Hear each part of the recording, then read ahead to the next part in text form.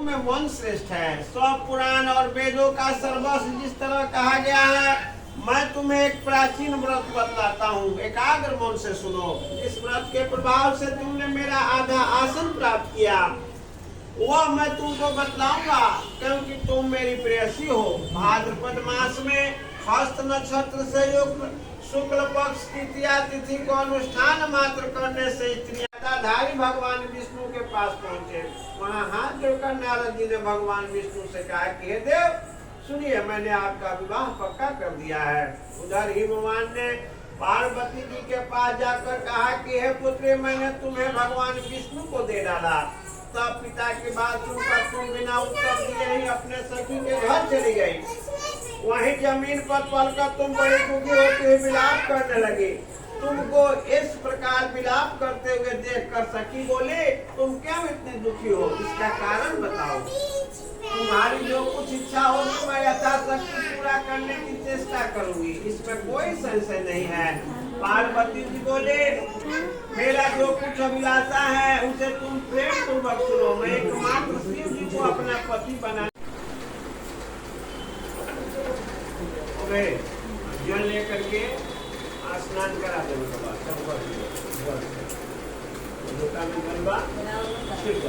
ओम गंगे जमुने चै गोदावरी सरस्वती सिंधु नर्मदे। गंगे जमुने चै गोदावरी सरस्वती सिंधु नर्मदे कावरी जलंग स्नानं समर्पयामि। ओम जलंग स्नानं समर्पयामि।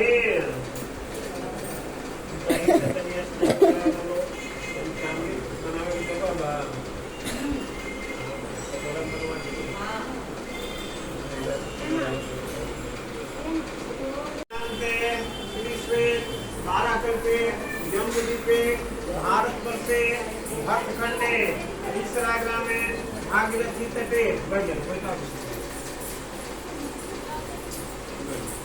पक्षीगण सर्वदा प्रसन्न मन से विचरते हैं। वहाँ पहुंचकर गंधर्व गाते हैं, अप्सराएं नाचती हैं। उस पर्वतराज के कितने ही शिखर ऐसे हैं कि जिनके स्फटिक रत्न और वैदव्य मणि आदि की खान भरी है। यह पर्वत ऊंचा तो इतना अधिक है कि मित्र के घर की तरह समझकर आकाश को स्पर्श किए रहता है। उसके समस्त शिखर सदैव हिम बर्फ से आच्छादित रहते हैं। गंगा जल की ध्वनि सदा सुनाई देती है। हे पार्वती, तुमने बाल्यकाल में उस पर्वत पर तपस्या की थी। 12 वर्ष तक तुम उल्टी टंकर केवल धुआं पीकर रहे, 64 वर्षों तक सूखे पत्ते खाकर रहे। माघ मास में तुम जल में बैठी रहती, बैसाख की दोपहरिया में पंचाग्नि तापती थी, सावन महीने में जल बरसता था, तुम भूखी प्यासी रहकर मैदान में बैठी रहती। तुम्हारे पिता इस तरह का कष्ट सहन देखकर बड़े दुखी हुए। वे चिंता में पड़ गए कि मैं अपनी कन्या किसको दूं। उसी समय नारद जी वहां आ पहुंचे। मुनिवर श्रेष्ठ नारद उस समय तुम्हें देखने गए थे। नारद जी को देखकर गिरि ने अर्घपाद्य आसन आदि देकर उनकी पूजा की और कहा कि हे स्वामी, आप किस लिए आए हो? मेरा हो भाग, मैं आपके आगमन के लिए, मेरा अच्छा है। नारद जी ने कहा